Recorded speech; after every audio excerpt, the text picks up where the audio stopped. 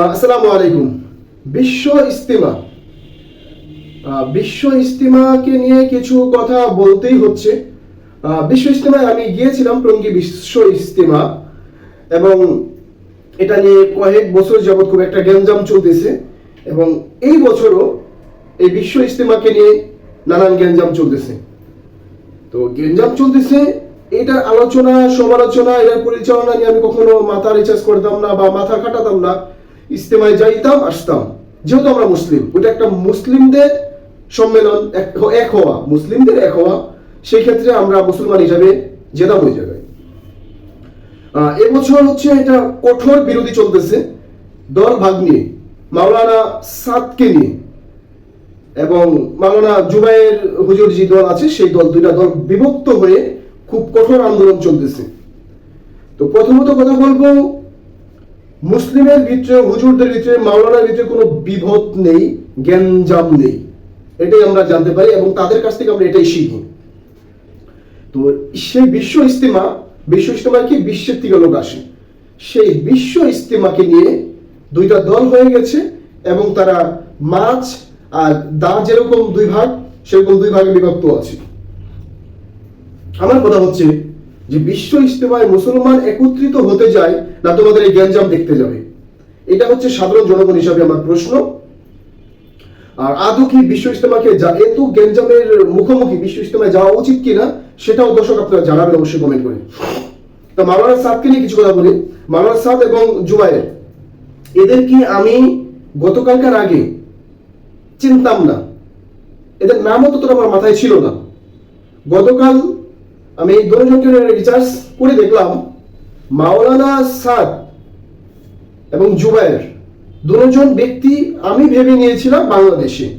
মাওলানা সাদ হয়তো বা বাইরে বেড়াতে গিয়েছে বা বাইরে অবস্থান করতেছে, বাংলাদেশে ঢুকতে দিবে না, এরকম একটা সিচুয়েশনে ছিল।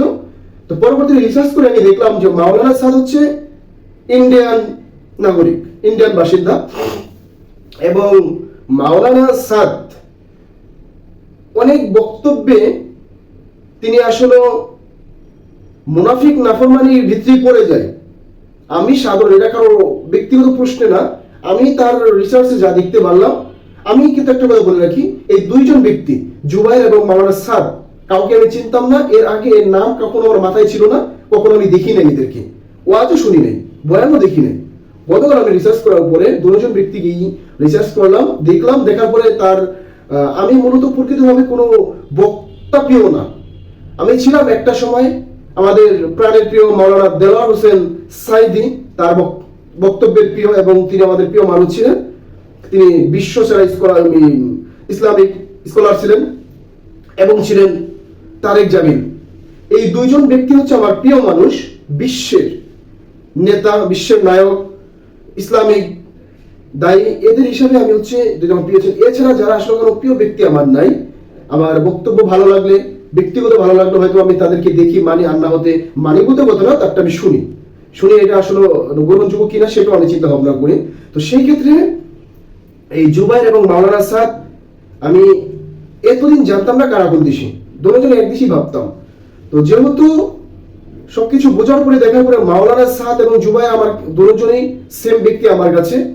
তো দুইজন আমার কাছে দুই ব্যক্তি না, দুই ব্যক্তি, বাট আলাদা আলাদা কোনো বিষয় না, একজন, কিন্তু তাদের যে ব্যক্তিগত, তাদের যে আলোচনা, সেই ক্ষেত্রে দুইজন আলাদা হয়ে যাচ্ছে। মাওলানা সাদ সাথে যে বয়ানগুলি আছে, সেই বয়ানে কিছু কিছু কথায় আমি রং পেয়েছি, সেই কথার ভিতরে আসলে তিনি মুনাফিক গণায় আমি ধরে নিতে পারি।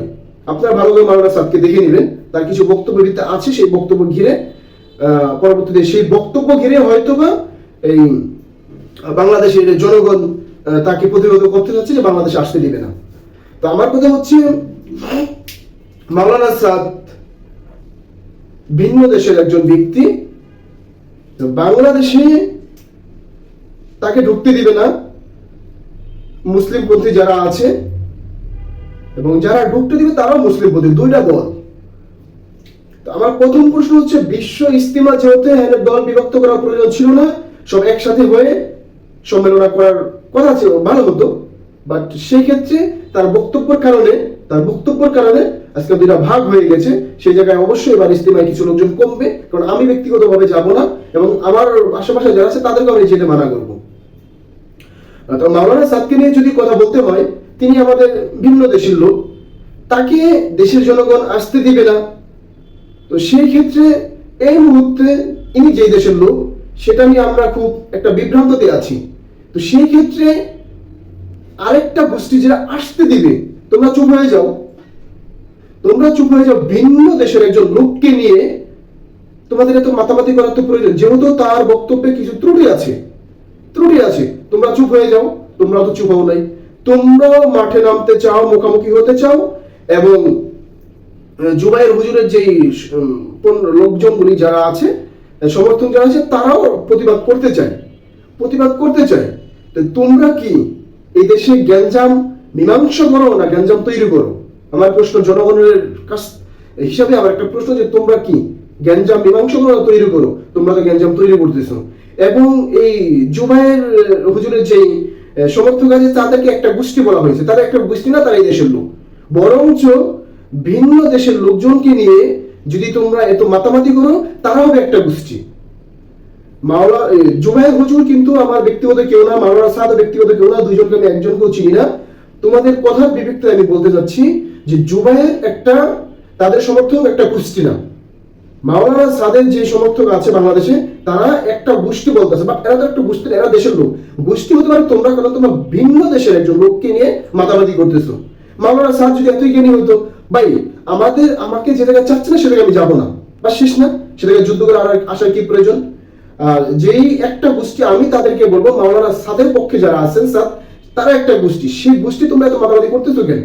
তার মানে কি দেশে তোমরা তো আসলে গ্যাঞ্জাম মীমাংসা ক্ষেত্রে যাও না, গ্যাঞ্জাম বয়ে আনতে যাও। তা আমি বলবো এই বিশ্ব ইজতিমা এরকম কোনো কিছু না যে ভাই এই জায়গায় যেতে হবে। এর চেয়ে 5 ওয়াক্ত নামাজ পড়েন। এই বিশ্ব ইজতিমা যে কদিন থাকে, আপনি যে জায়গায় যা ঘুমাবেন, খাবেন, এই তো করবেন না, কি করবেন?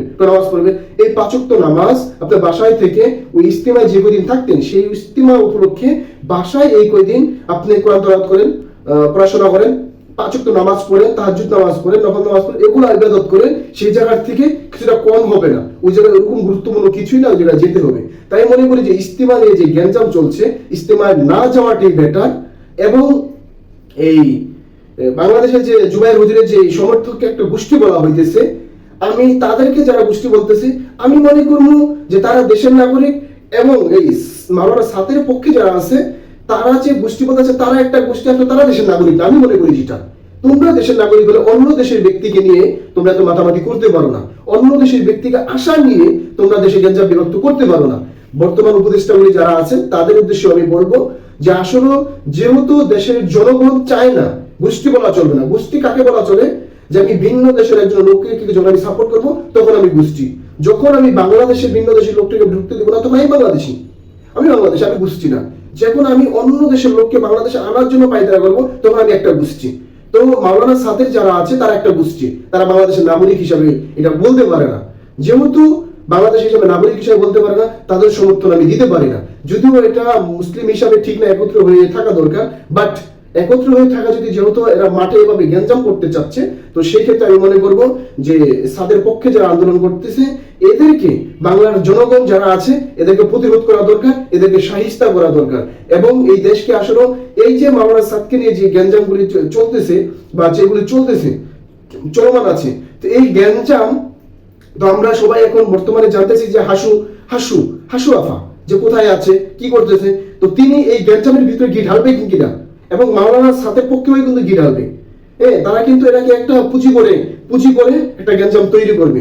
তো সেইটা জানা সত্ত্বেও দেশের নাগরিক হয়েও যদি তারা এই পন্থাটা বেঁচে দেয়, তাহলে তারা দেশের নাগরিক হতে পারে না।